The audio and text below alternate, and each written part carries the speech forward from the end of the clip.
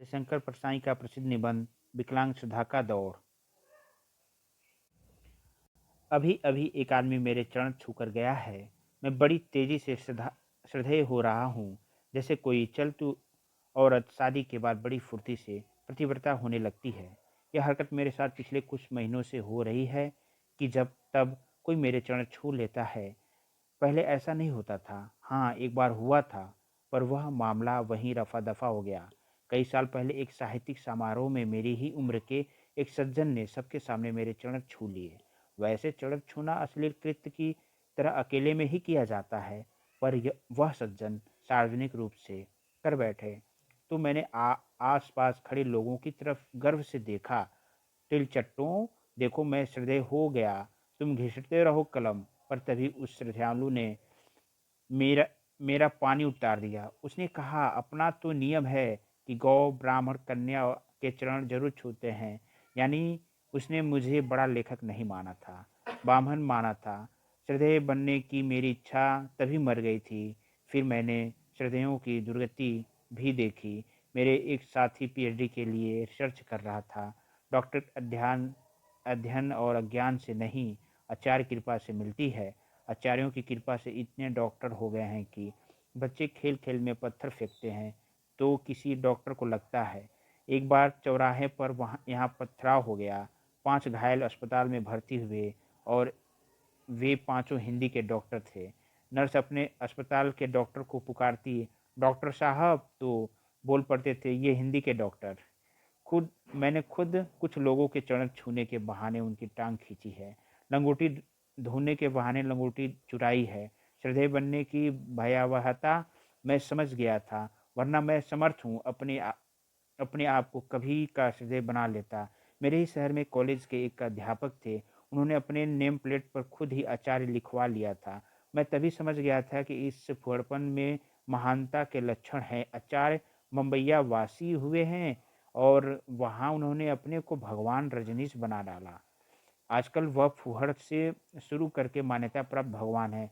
मैं भी अगर नेम प्लेट में नाम के आगे पंडित लिखवा लेता तो कभी का पंडित जी कहलाने लगता।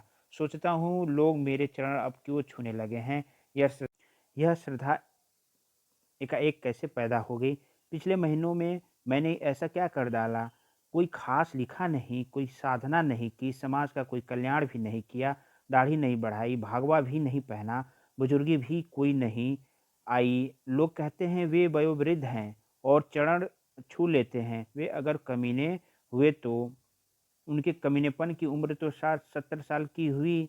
लोग वयोवृद्ध कमीनेपन के भी चरण छू लेते हैं। मेरा कमीनापन अभी श्रद्धा के लायक नहीं हुआ है।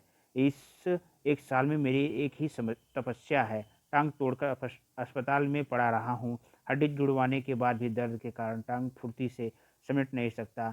लोग मेरी इसी मजबूती का नाजायज फ़ायदा उठाकर झट से मेरे चरण छू लेते हैं। फिर आराम के लिए मैं तख्त पर लेटा ही ज़्यादा मिलता हूँ। तख्त ऐसा पवित्र आसन है कि उस पर लेटे दुरात्मा के भी चरण छूने की प्रेरणा होती है। क्या मेरी टूटी टांग में से दर्द की तरह श्रद्धा पैदा हो गई है? तो यह विकलांग श्रद्धा है। जानता हूँ देश में जो मौसम चल रहा है उसमें श्रद्धा की टांग टूट चुकी है, तभी मुझे भी यह विकलांग श्रद्धा दी जा रही है। लोग सोचते होंगे उनकी टांग टूट गई है, यह असमर्थ हो गया है, दयनीय है, आओ इसे हम श्रद्धा दे दें। हाँ, बीमारी में से श्रद्धा अब कभी कभी निकलती है। साहित्य और समाज के एक सेवक से मिलने मैं एक मित्र के साथ गया था। जब वह उठे तब उस मित्र ने उनके चरण छू लिए। बाहर आकर मैंने मित्र से कहा, यार तुम उनके चरण क्यों छूने छूने लगे? मित्र ने कहा, तुम्हें पता नहीं है, उन्हें डायबिटीज हो गई है।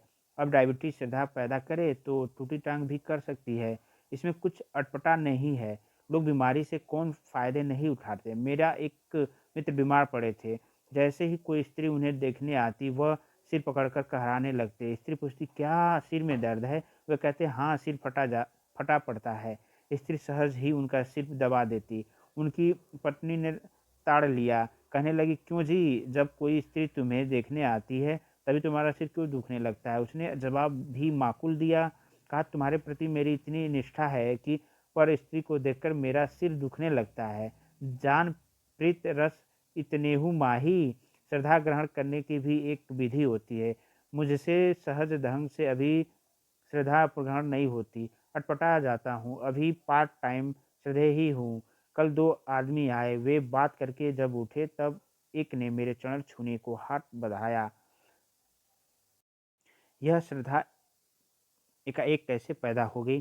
पिछले महीनों में मैंने ऐसा क्या कर डाला?